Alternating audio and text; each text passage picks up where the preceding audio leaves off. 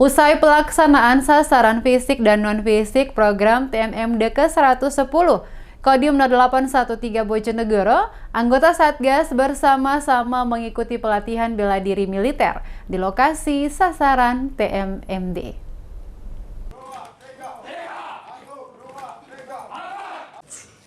Usai pelaksanaan sasaran fisik dan non-fisik program TMMD ke-110 Kodim 0813 Bojonegoro, anggota Satgas 3 Matra ALAUAD lakukan pelatihan bela diri militer di halaman Koramil Tambak Rejo. Sersan Kepala Gunarto, anggota Satgas TMMD ke-110 Kodim 0813 Bojonegoro mengatakan, bela diri militer adalah seni bela diri yang dilakukan oleh anggota militer. Ini yang pertama, anggotanya bela diri militer, khusus TNI. Yang jelas kami sebagai TNI harus menjaga stamina kita, walaupun di wilayah juga harus menjaga supaya barang kita tetap sehat.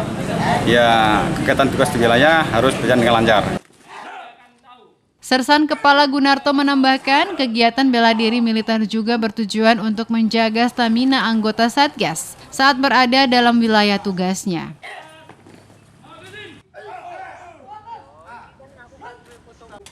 Apa?